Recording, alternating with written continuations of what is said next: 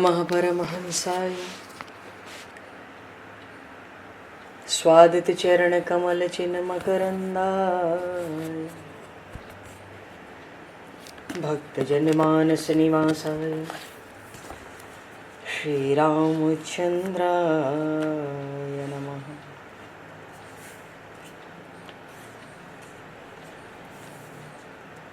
वंदे विदेहतनया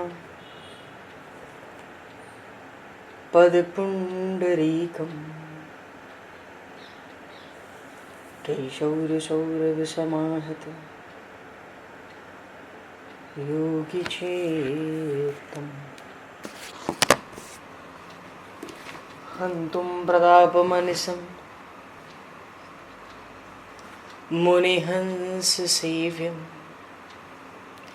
सन्मानशालिपरिपीत परागपुञ्जम्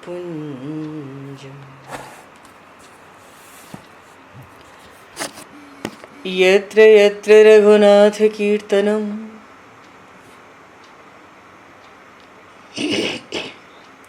तत्र तत्र कृतमस्तकाञ्जलिं बाष्पवारि परिपूर्णलोचनं मारुतं नमत राक्षसान्तकं कुन्द इंदुसमदेह उमारमण करुणायन जाहि दीन परनेह करहु कृपा मर्दन मयन।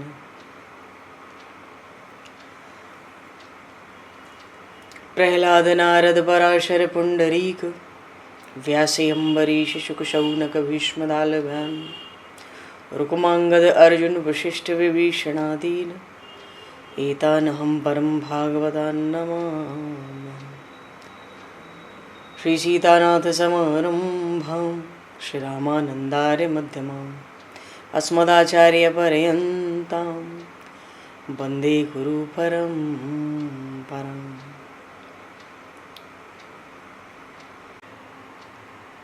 भक्त भक्ति भगवंत गुरु चतुर्नाम वपु एक तिनके पद वंदन के नाशहि विघ्न अनेक।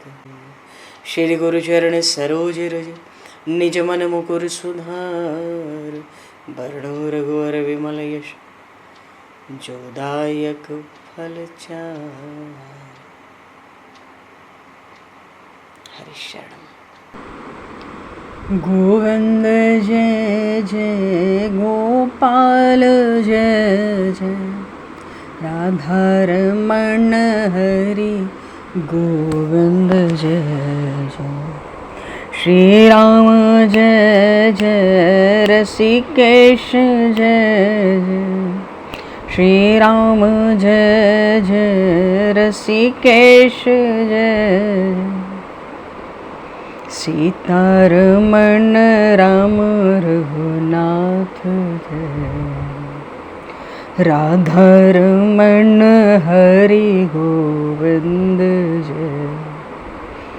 गोविंद जय जय गोपाल जय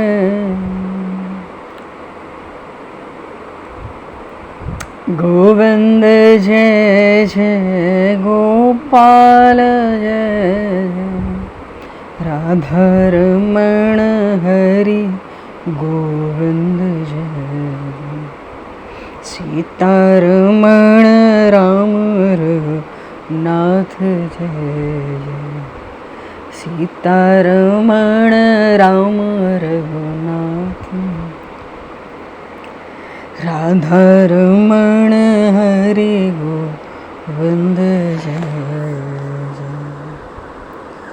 बोलिए श्याम रामचंद्र भगवान की संपूर्ण राम दरबार की।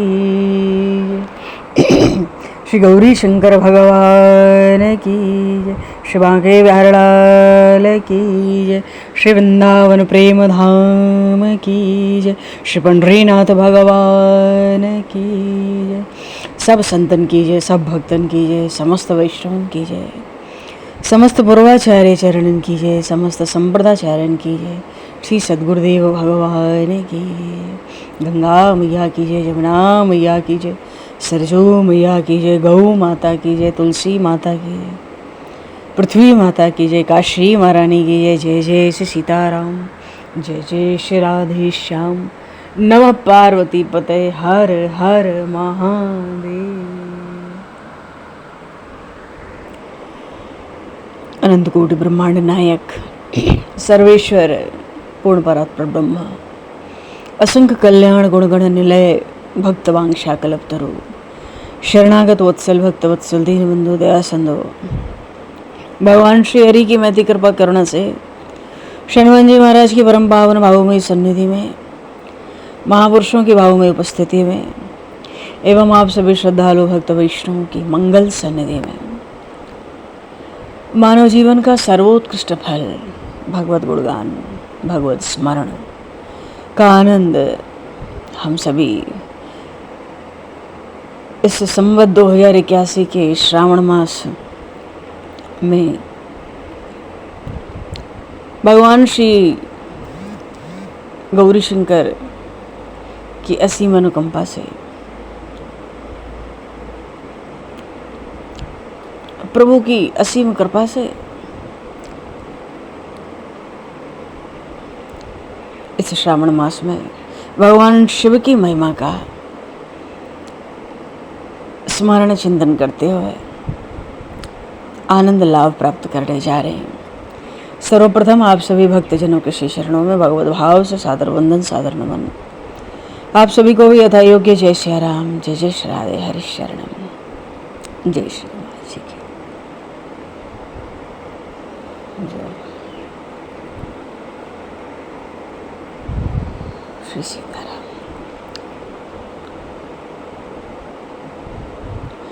कर्पूर गौरम करुणावतारम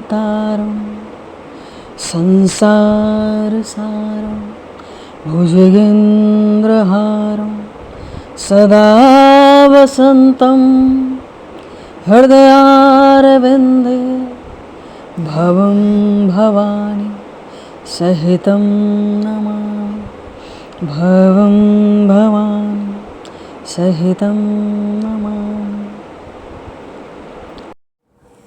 पूर्व प्रसंग में प्रसंग है श्री शिव पुराण का। श्रावण मास का बड़ा उत्तम काल है और भगवान शिव की अपार महिमा है। भगवान शिव की विशेष आराधना का मास है श्रावण मास।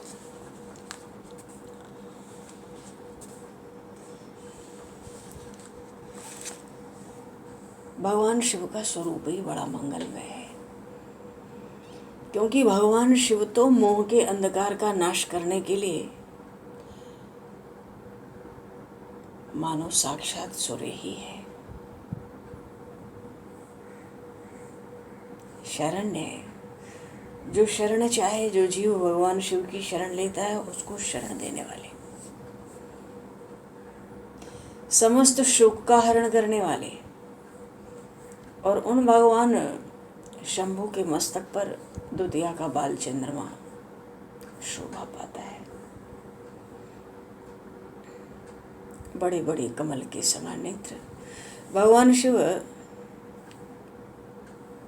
विराजमान है।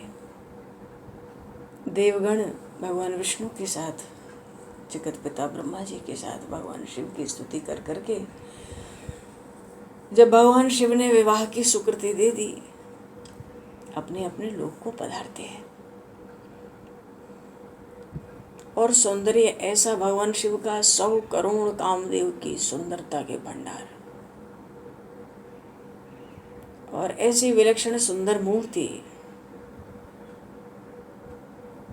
शंख के समान तो चिकने, कुंद के समान, कुंद का फूल होता है अत्यंत कोमल, अतिशय कुंद के फूल के समान कोमल, चंद्रमा के समान शीतलता प्रदान करती हुई भगवान शिव की ये सुंदर मूर्ति, और कपूर के समान गौर वर्ण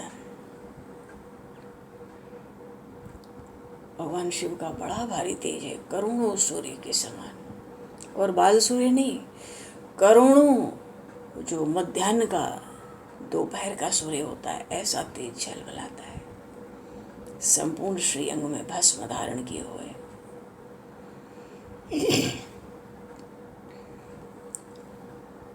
माँ पार्वती की बड़ी भारी तपस्या, भगवान शिव ने विवाह के लिए स्वीकृति दी है। तारकासुर का वध होने के लिए देवताओं को दारुण कष्ट है, बड़ी भारी पीड़ा है तारकासुर से। वो तो अजर अमर जैसा था। भगवान शिव की शोभा सर्पों और नर कपालों की माला अपने गले में धारण किए हुए, पीली रंग का जटाजूट, जटाओं का जूट मुकुट, जटाजूट का अर्थ है जटाओं का मुकुट, मस्तक पर बिजली के समान चमचम। ऐसा भगवान शिव के तप का भजन का प्रभाव है। और भगवान श्री हरि के चरणों से पवित्र हुई जो गंगा जी है, उन गंगा जी का श्रेष्ठ जल भगवान शिव अपने मस्तक पर धारण करते हैं। बोलिए श्री गंगा मैया की जय। कानों में कुंडल, कंठ में हलाहल विष, विष का अर्थ है हलाहल विष झलक रहा है, नीलकंठ। नीलकंठ तो भगवान शिव तो ऐसे नीलकंठ दिखता है तो मालूम पड़ता है करुणा के कंद हैं तो सच्चिदानंद स्वरूप। वैसे भी इस शिव महापुराण में पूर्ण परात्पर ब्रह्म का ही सदाशिव रूप से वर्णन किया गया है। अवधूत वेश। ऐसे भगवान शिव के चरणों में बारंबार वंदन, नमन, प्रणाम, नमस्कार। और जब अस्त्र शस्त्रों का साथ सजाते हैं भगवान शिव, त्रिशूल, बाण, धनुष, तलवार सब, शत्रुओं को विनाश का अवसर आ जाए तो शत्रुओं को तो जंगल की तरह अग्नि बन के भस्म कर देते। और सवारी बैल की, वृषभ साक्षात धर्म का स्वरूप है। बाघ का, हाथी का चमड़ा कहो तो शरीर पर लपेटे। जितने भी सिद्ध हैं, देव हैं, मुनि हैं, मनुष्य हैं, सबके द्वारा भगवान शिव सेवित हैं। सब उनका पूजन करते हैं, चरण वंदन करते हैं।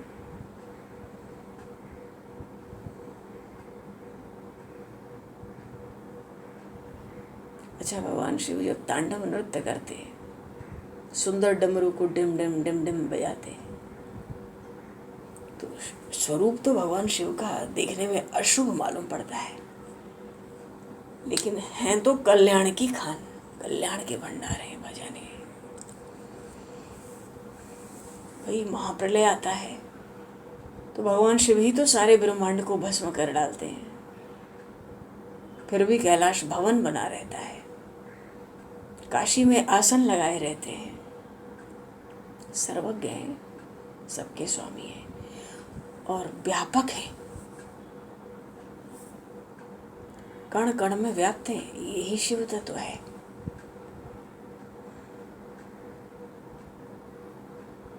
सारा विश्व उन्हीं के एक अंश में उत्पन्न हो गया। तो भाई ब्रह्मा है, इंद्र आदि, और जो इंद्र, चंद्र, सूर्य, वरुण, अग्नि, 8 वसु, 49 मरुत और भी जो यम, सब तो भगवान शिव के चरणों की पूजा करने से ही सब अधिकार प्राप्त किए हुए हैं। अगर भगवान शिव पर ब्रह्म है तो निर्गुण भी है, जन्म से रहित हो गए। निर्गुण है तो निर्विकार हो गए। और अगर व्यापक है, व्यापक है ही, तो सारा विश्व तो भगवान शिव की ही मूर्ति हो गया। रूप भले ही उग्र हो भगवान शिव का,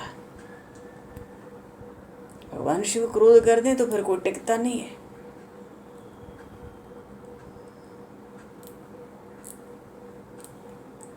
लक्ष्मण जी महाराज, भगवान अनंत क्रोध करें तो कोई टिकता नहीं है।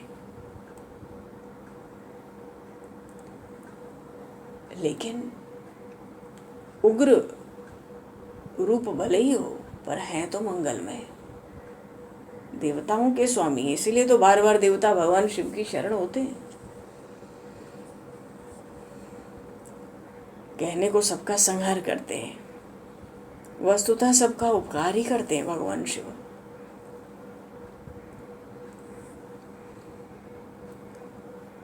और जिस पर अनुकूल हो जाए तो फिर तो उसको ज्ञान, वैराग्य, धन, धर्म, मोक्ष, सुंदर सौभाग्य सब सहज मिल जाए। तो जीव को परमार्थ पथ पर बढ़ने के लिए ऐसे भगवान शिव की चरण सेवा से मुंह नहीं मोड़ना चाहिए। तभी तो संसार के विकट पथ पर हम इधर उधर भटक रहे। वो तो शंभु है, कामारी है।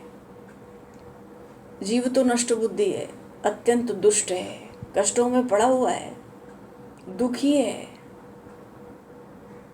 भगवान की शरण जाता है,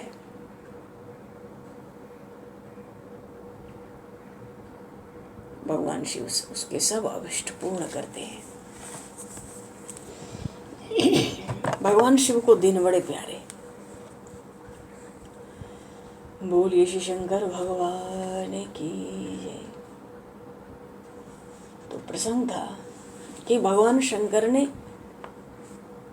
तारकासुर के वध के निमित्त मानो समस्त विश्व कल्याण के लिए, विश्व सृष्टि की रक्षा के लिए अनुचित प्रतीत होने पर भी विवाह की स्वीकृति दे दी। पहले तो युक्ति से तर्क करके निषेध कर दिया, पर पीछे जब भक्तों पर कोई बड़ा भारी कोई संकट विपत्ति देखी तो भगवान शिव का स्वभाव है तत्काल सब कष्ट हर लेते। भगवान ने कहा, तारकासुर से तुम सब लोगों को जो दुख प्राप्त हुआ उसको जानता हूँ, उसका मैं निवारण करूँगा। अब मेरे मन में विवाह करने की कोई रुचि नहीं है, फिर भी गिरिजा के साथ विवाह करूँगा। आप लोग निर्भय हो जाओ, अपने अपने घर जाओ, मैं आप सबका कार्य सिद्ध कर दूंगा।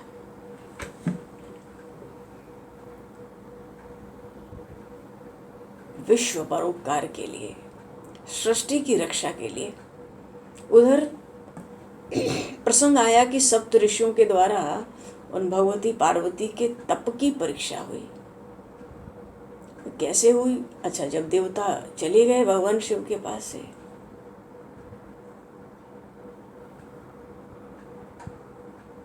तो उन भगवती पार्वती के तप की परीक्षा के लिए भगवान शंकर समाधिस्थ हो गए। उन दिनों देवी पार्वती बड़ी भारी तपस्या कर रही थी। उस तपस्या से तो ये रुद्रदेव भी बड़े विस्मय में पड़ गए थे। अब भक्तों के अधीन है तो समाधि से भी विचलित हो गए।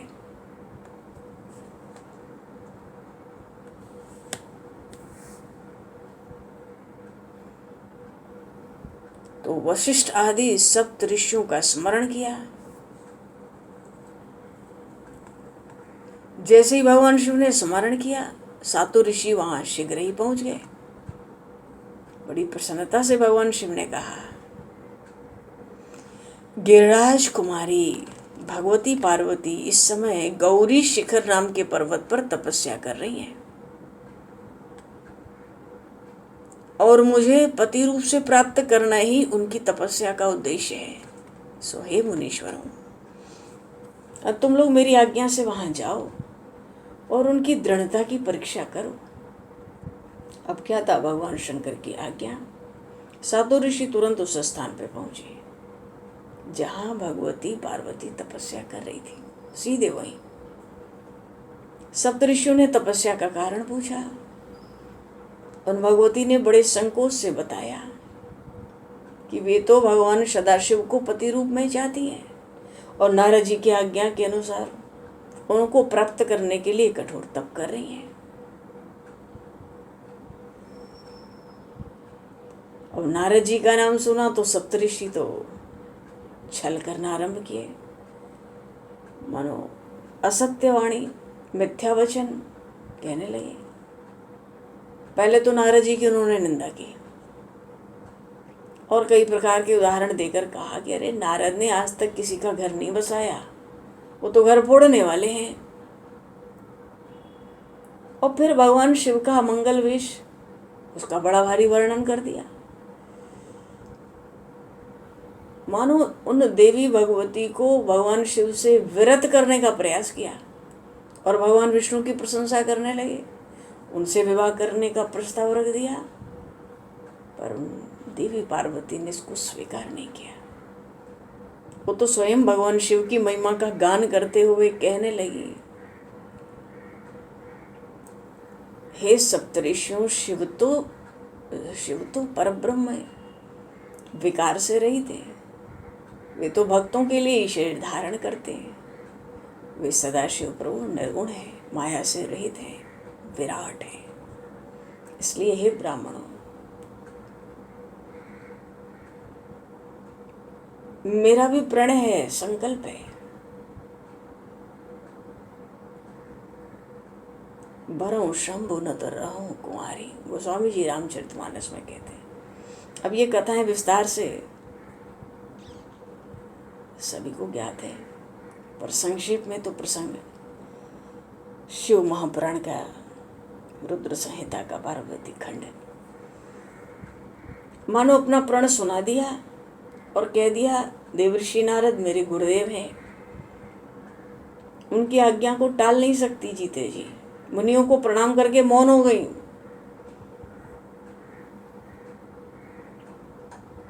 अब देखा कि भाई दृढ़ निश्चय है, जय जयकार करने लगे उनकी, जय जय गिरिराज किशोरी। बड़े उत्तम उत्तम आशीर्वाद भी दे दिए। ये ऋषि लोग भगवान शिव के स्थान पर पहुंचे। शिव लोग भगवान सदाशिव को सारा वृत्तांत निवेदन कर दिया, सुना दिया, अपने अपने स्थान चले गए। अब भगवान शंकर ने जब सुन लिया सप्तऋषियों से तपस्या की दृढ़ता को, तो वृद्ध ब्राह्मण के रूप में स्वयं उन भगवती पार्वती की परीक्षा के लिए जाते हैं। हुआ ये कि जब सप्तऋषि अपने अपना स्थान चले गए, तो भगवान शिव ने स्वयं उन पार्वती देवी के तप की, तपस्या की परीक्षा लेने की इच्छा की। एक बूढ़े ब्राह्मण ब्रह्मचारी का वेश धारण करके तपस्या में रत भगवती पार्वती के पास पहुंचे और जाकर पूछा, उन देवी से पूछा, तुम कौन हो और किसकी कन्या हो? इस निर्जन वन में रह के इतना कठिन तप क्यों कर रही हो? मां पार्वती ने अपना परिचय दिया और ब्रह्मचारी को, बूढ़े ब्राह्मण को सारी बात सुना दी और ये भी कहा कि बहुत समय तक कठोर तपस्या के बाद भी मुझे मेरे प्राणवल्लभ सदाशिव प्राप्त नहीं हुए। अब तो मैं अग्नि में प्रवेश करूंगी। अब वो बूढ़ा ब्रह्मचारी मना करता है, निषेध करता है, और वो भगवती पार्वती अग्नि में प्रवेश कर गई और जैसे ही प्रवेश की, वो अग्नि चंदन के समान शीतल हो गई।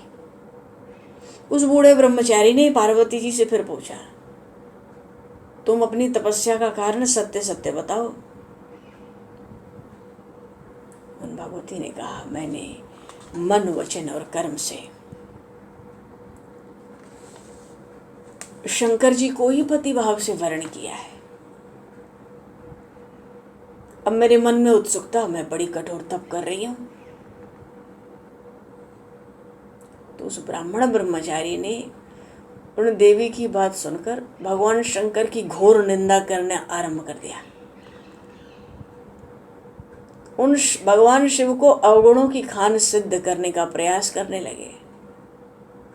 मानो मां पार्वती को उन भगवान शिव से विरत होने के लिए बार बार परामर्श देते जाते।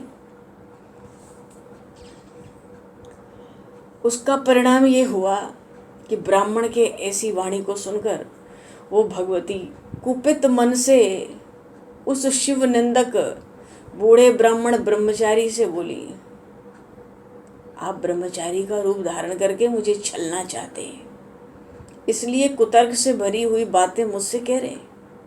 अरे वे सदाशिव निर्गुण ब्रह्म हैं, वो तो कारणवश सगुण हो जाते हैं। अरे जो 7 जन्मों का दरिद्र हो, वह भी यदि शंकर की सेवा करे तो उसको लोक में स्थिर रहने वाली लक्ष्मी प्राप्त होती है। तो जो मनुष्य, जो पुरुष शिव तत्व को न जानकर शिव की निंदा करता है, उसके तो जीवन पर्यंत का संचित किया हुआ पुण्य भस्म हो जाता है। वो तो सज्जनों के प्रिय है। निर्विकारी प्रभु मेरे तो सर्वस्व हैं और मुझे अत्यंत प्रिय है। अरे उन महात्मा सदाशिव की तो ब्रह्मा विष्णु भी किसी भी प्रकार समता नहीं कर सकते।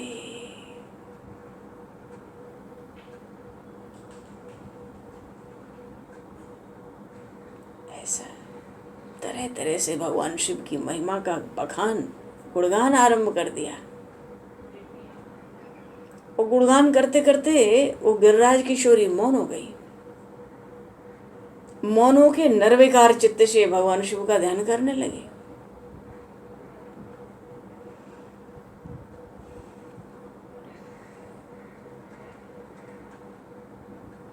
तो उन भगवान शिव ने, क्योंकि बूढ़े ब्राह्मण ब्रह्मचारी के रूप में तो भगवान शिव ही आए थे,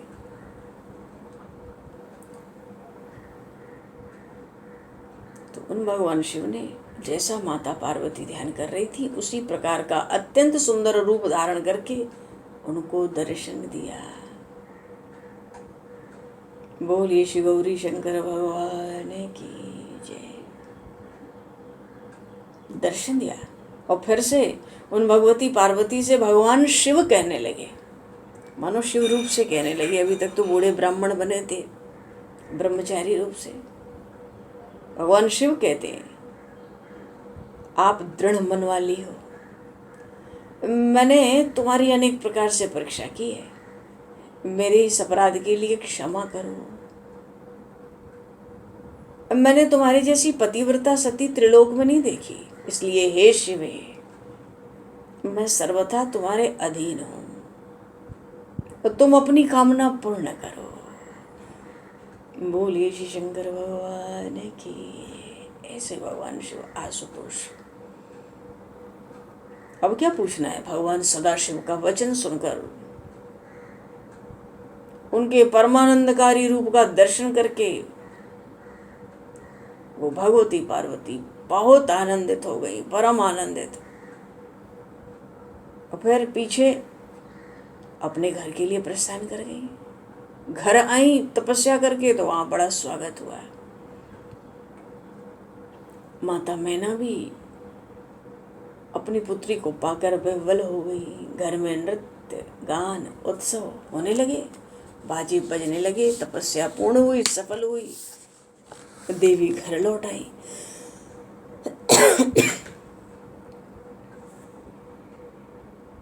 अब भाई इसी बीच में बड़े सुंदर सुंदर प्रसंग हैं शिव महापुराण में, बड़ी सुंदर सुंदर चरित्र हैं भगवान शिव के। उत्सव हो रहे हैं, नृत्यगान हो रहा है। भगवान सदाशिव भी एक नट का रूप धारण करके पधार गए और अद्भुत लीलाओं का प्रदर्शन करने लगे। अब उस नट की लीला ऐसे, चरित्र ऐसे, मैना जी तो प्रसन्न हो गई।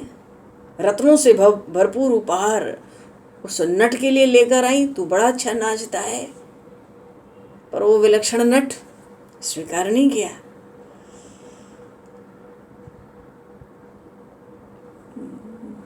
रानी मैना ने कहा, मैं अत्यंत प्रसन्न हूं तेरी लीला से, तेरे नट से, तू जो चाहे मांग। तो उस नट ने क्या किया? उन शिवा की ही याचना कर ली, उन देवी पार्वती की याचना कर ली। अब तो ये बात सुनकर मां रानी मैना अत्यंत क्रोधित हो गई और उस नट को वहां से हटाने का भरपूर प्रयास किया। भाई नट रूपी जो भगवान शंकर है पीछे अपने स्थान पर आ गए। देवताओं की प्रेरणा से भगवान शंकर फिर वैष्णव ब्राह्मण के वेश में उन हिमालय के घर पधारे।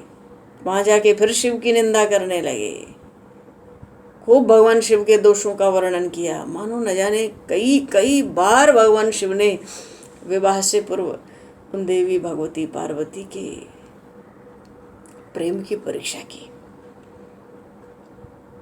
वैष्णव ब्राह्मण में आए रूप में, वहां भी शिव निंदा, खूब दोष गिनाने लगे। फिर महारानी मैना को अत्यंत दुख हुआ। अब तो दुख का अर्थ, इस बार दुख होने का अर्थ ये था कि इतने दोष हैं जिस शिव में, उससे अपनी कन्या पार्वती का विवाह कैसे करूं। अब तो मानो वो तैयार नहीं होती है कि शिव से विवाह हुआ है। अब इधर भगवान शिव को इस बात का पता लगा तो भगवान शिव ने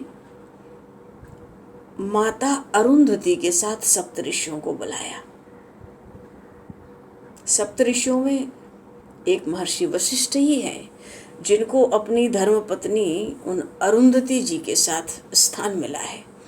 माता अरुंधति पूर्व काल में स्वयं संध्या थी, जो महर्षि वशिष्ठ को प्राप्त हुई। ये तो ब्रह्मा जी के प्राण से प्रकट है। अब की बार माता अरुंधति भी आई सप्तऋषियों के साथ, और मैना जी के पास भेजा, जाओ उनको समझाओ, आज्ञा दी। अब अरुंधति जी के साथ सप्तऋषियों ने भगवान शिव की आज्ञा से हिमवान के यहाँ आकर पहुंचकर उनको समझाने का प्रयास किया। तो हिमवान ने भी कहा उन लोगों से, हम क्या करें। एक वैष्णव वेशधारी ब्राह्मण ने आकर मेरी पत्नी मैना के सामने शिव के दोषों का इतना वर्णन कर दिया, अत्यधिक निंदा कर दी शिव की। उसको सुनकर मैना नाराज हो गई है, कोप भवन में चली गई है। वो बिल्कुल विवाह नहीं करना चाहती। तब सप्तऋषियों ने माता अरुंधति को मैना जी के पास भेजा, और जब माता अरुंधति का दर्शन हुआ, मैना जी उठ खड़ी हुई। और अब तो माता अरुंधति ने उन भगवान सदाशिव की कई प्रकार से प्रशंसा की और मैना जी को समझाया। अंततः परिणाम क्या हुआ, मैना जी और हिमवान भगवान शिव के साथ देवी पार्वती का, अपनी कन्या पार्वती का विवाह करने को राजी हो गए।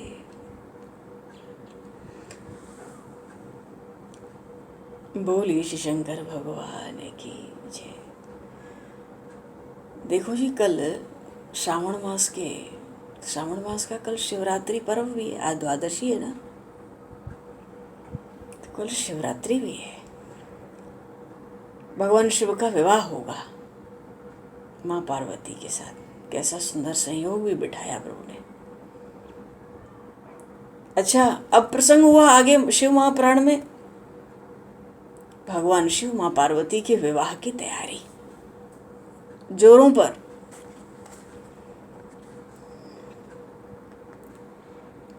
पहले तो माता अरुंधति के साथ सप्तऋषि भगवान शिव पर आए, सारा समाचार वहां सुना दिया बड़े विस्तार से, और अनुरोध भी किया, वहां सबको समझा दिया गया है। अब आप तो वेदोक्त विधि से उन पार्वती का पाणी ग्रहण कीजिए। और उधर हिमवान ने विवाह की तैयारियां आरंभ कर दी। बड़ी सुंदर सुंदर तैयारी हुई विवाह के लिए।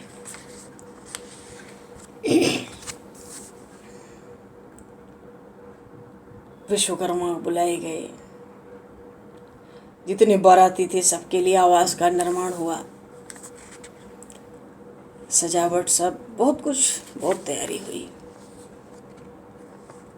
इधर भगवान शिव के पास लग्न पत्रिका भेजी गई, पढ़कर बड़े आनंदित हुए भगवान शिव।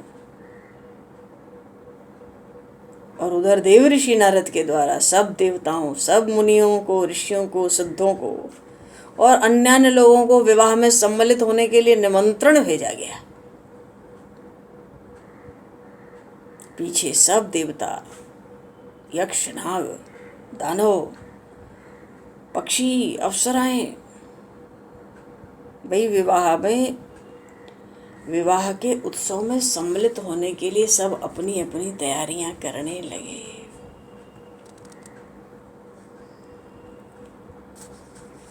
और बड़ा सुंदर भगवान शिव का विवाह प्रसंग। बड़े बड़े विलक्षण बाराती सब तैयार हो रहे हैं, इनको तो आज तैयारी करने दो। भगवान शिव के बारात के लिए, विवाह के लिए एक दिन भी तैयारी में लगना तो बहुत कम है। देवता अपनी तैयारी करेंगे, दानव अपनी, यक्ष अपने, नाग अप्सराएं सब अपनी अपनी भगवान शिव के बारात में चलने के लिए सब अपनी अपनी तैयारी कर रहे हैं। और आगे के प्रसंग में भगवान शिव का बारात है। कल श्रावण मास की शिवरात्रि, भगवान की बारात चलेगी और फिर माता भगवती पार्वती के साथ भगवान शिव का विवाह होगा। और विवाह के प्रसंग तक ही ये शिव महापुराण की ये रुद्र संहिता में जो पार्वती खंड है ये विवाह तक ही है, क्योंकि रुद्र संहिता में जो आगे खंड है वो है कुमार खंड। और कुमार खंड में कार्तिकेय स्वामी के जन्म की कथा है, तारकासुर से युद्ध, और उसके बाद भगवान गणपति की जन्म कथा है, गणेश जी के विवाह का प्रसंग है। बड़ी सुंदर सुंदर कथाएं हैं, पर बहुत ही संक्षेप में, क्योंकि शिव महापुराण का बड़ा भारी विस्तार है 24,000 श्लोकों में। तो आज भगवान सबको विवाह की, भगवान शिव के, भगवान गौरी शंकर भगवान के विवाह की तैयारी में सब लगे। और आगे के प्रसंग में विवाह संपन्न हो। अभी तो समय को दृष्टिगत करते हुए वाणी को विराम, वाक्य पुष्पांजलि प्रभु के श्री चरणों में सादर समर्पित। आप सभी को भी यथा योगी जय श्री राम, जय जय श्री राधे, हरि शरणम, जय जय श्री सीताराम।